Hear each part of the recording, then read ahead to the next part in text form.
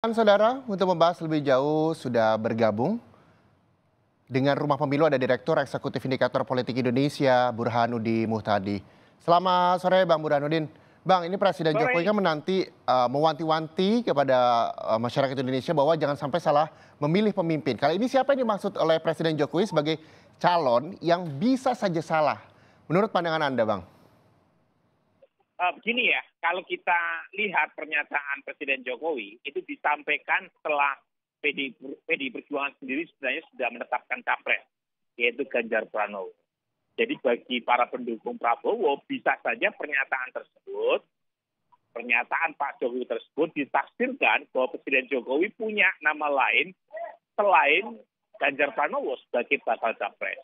Nah, dilihat dari rutinitas Presiden Jokowi bertemu dengan para capres, memang selain Mas Ganjar ada Prabowo Subianto. Tetapi pertanyaan kemudian adalah siapa nama yang dianggap atau disindir oleh Pak Jokowi dalam pidatonya.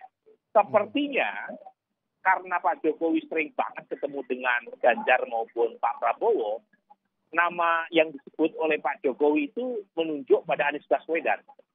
Nah, tentu pernyataan Pak Jokowi tadi bisa disanggah oleh pendukung Mas Anies Baswedan. Tapi lagi-lagi Pak Jokowi ingin memberikan kesan kepada pendukungnya bahwa capres yang harus mereka pilih ya antara dua nama saja, yaitu antara Mas Ganjar atau Pak Prabowo. Nama yang lain dianggap tidak sesuai dengan fatwa dalam kutip Pak Jokowi selama ini. Oke, jadi lebih mengerucut lagi dengan dua nama itu ya, Prabowo Subianto dan juga Ganjar Pranowo. Ini dari pandangan Anda dan melihat bahasa yang digunakan oleh Presiden Jokowi. Betul, seringkali Presiden Jokowi memberikan pernyataan baik yang istilah ilmu komunikasi politik disebut low context atau high context. Low context itu satu sinyal, satu pesan yang tanpa harus ditafsirkan terlalu canggih, kita paham siapa yang dimaksud.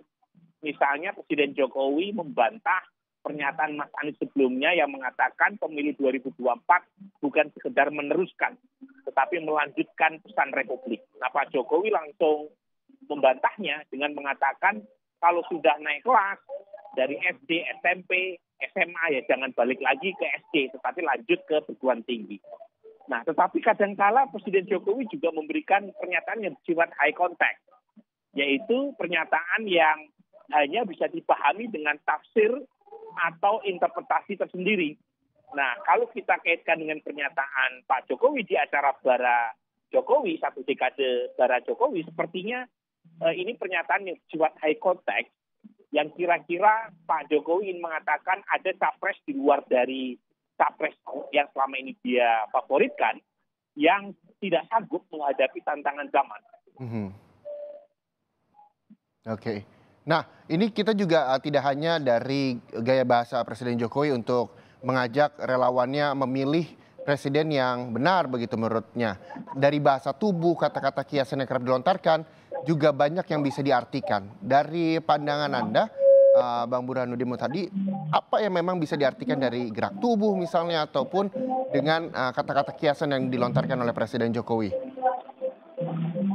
Ya, begini, pernyataan Pak Jokowi kan disampaikan di acara satu dekade relawannya ya, Ya, yang tentu berbeda posisinya ketika Pak Jokowi menyampaikan satu pesan yang berkaitan dengan regenerasi kepemimpinan nasional 2024 ketika beliau berada di forum partainya, yaitu PD Perjuangan. mhm, Di forum partainya sendiri, itu tentu beliau terikat oleh satu keputusan Ketua Umum Ibu Mega yang sudah mendeklarasikan Ganjar Pranowo sebagai capres. Nah, ya, sementara di depan relawannya, apa yang disampaikan Pak Jokowi di Bogor kemarin, itu persis seperti yang disampaikan Pak Jokowi di acara musyawarah relawan, mhm, musyawarah rakyat yang dihelat oleh relawannya. Yaitu bukan hanya Mas Ganjar, tapi ada nama lain. Nah, kalau menurut Musta kan ada 3 nama, ya, yaitu Ganjar, Prabowo, dan Erlangga. Tetapi kalau kita baca gesture dan pertemuan rutin Pak Jokowi, dari 3 nama itu Pak Erlangga relatif jarang ketemu dengan Pak Jokowi. mhm, Artinya restu Pak Jokowi sepertinya hanya mengerucut pada dua nama saja, Mas Ganjar dan Pak Prabowo. Jadi sepertinya itu yang kita baca dari gesternya dan terlihat betul Pak Jokowi ingin cawe-cawe seperti yang beliau sampaikan. Meskipun lagi-lagi cawe-cawe di sini sangat sangat kontroversial ya. Satu sisi bagi pendukungnya keterlibatan Pak Jokowi ini wajar untuk memastikan legasinya berjalan atau berlanjut. Tapi bagi mereka yang kontra Pak Jokowi, cawe-cawenya Pak Jokowi dianggap keterlaluan. Karena terlalu sering Pak Jokowi memberikan sinyal kepada pendukungnya untuk mendukung calon presiden tertentu. Oke, terlepas dari cawe-cawe Presiden Joko Widodo, begitu Bang Burhanuddin Muhtadi, lalu tadi Anda sudah mengerucutkan dua nama, Prabowo Subianto dan juga Ganjar Pranowo. Dari pandangan Anda lagi, lebih berat kemana nantinya Presiden Joko Widodo akan memilih calon presiden untuk 2024 mendatang? Walaupun kita tahu bahwa Ganjar Pranowo diusung oleh partainya PDIP dan juga Prabowo Subianto, kita juga tidak bisa lupakan bahwa komunikasi yang intens juga kerap dilakukan oleh Joko Widodo. Ada dua faktor ya Mas ya, yang mempengaruhi lirikan mata Pak Jokowi nanti makin dekat ke Pak Prabowo atau ke Mas Ganjar. Yang pertama adalah faktor elektabilitas keduanya. Kalau misalnya Pak Prabowo punya kans elektoral lebih besar untuk memenangkan pertarungan, terutama di putaran kedua, kemungkinan besar restu Pak Jokowi makin mengarah ke Pak Prabowo. Atau sebaliknya, kalau Mas Ganjar mampu membalikkan momentum elektoral menjadi lebih berpihak kepadanya, Pak Jokowi makin mesra kepada Mas Ganjar. Simple. Karena Pak Jokowi ingin ikut arus utama yang berkembang di publik. Karena ada 200 juta lebih pemilih, tentu Pak Jokowi ingin ikut pilihan utama, pilihan paling besar dari pemilih ini larinya kemana? Di antara dua nama tadi. Yang kedua adalah, nah ini faktor yang berkaitan dengan personal Pak Jokowi. Bagaimanapun, Pak Prabowo itu dibanding Mas Ganjar, kalau di atas Pak Prabowo kan nggak ada siapa-siapa ya. Sementara di atas Mas Ganjar itu masih ada Ibu Mega. Jadi kalau berkaitan dengan siapa yang paling punya saham paling besar berkaitan dengan pemenang pemilu 2024, mungkin Pak Jokowi merasa kalau mendukung Prabowo Subianto, dia yang paling berhak untuk mengklaim sayalah kontributor utamanya. Tetapi kalau misalnya Mas Ganjar yang menang, saya kira Ibu Mega yang paling berhak untuk mengatakan saya yang paling banyak Ibu Mega menebar saham. Jadi konstelasi antara dua kingmaker ini, Pak Jokowi dan Ibu Mega, itu juga menentukan secara personal arah Pak Jokowi kemana.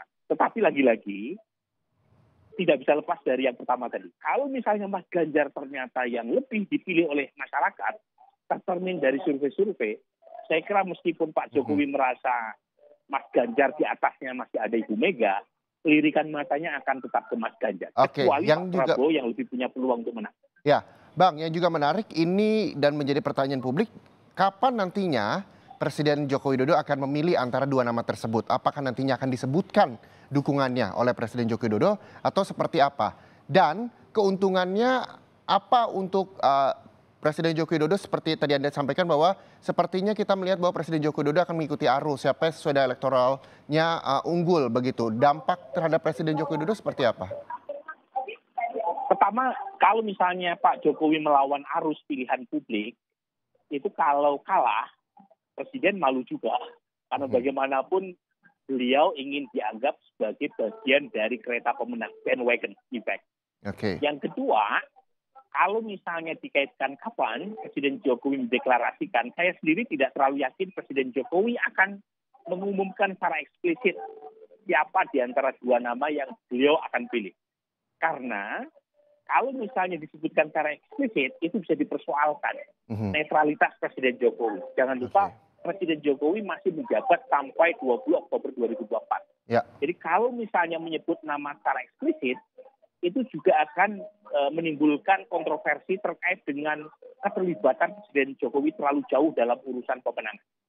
Tapi saat yang sama juga kita tahu sampai sekarang belum ada baik Pak Prabowo atau Mas Ganjar yang lebih leading secara elektoral. Tidak ada yang dominan di antara keduanya. Artinya Mas Ganjar masih bisa menang, atau sebaliknya Pak Prabowo juga masih punya peluang. Kalau menyebutkan salah satu nama, sementara yang menang justru yang lain, itu justru malah mempermalukan Pak Jokowi. Jadi dugaan saya Pak Jokowi secara publik tidak akan menyebutkan siapa capres sesuai dengan pilihan personal. Oke, kalau begitu kita tunggu saja hasilnya nanti di pemilu 2024 mendatang. Terima kasih Direktur Eksekutif Indikator Politik Indonesia, Bang Burhanuddin Muhtadi atas waktunya bersama Rumah Pemilu.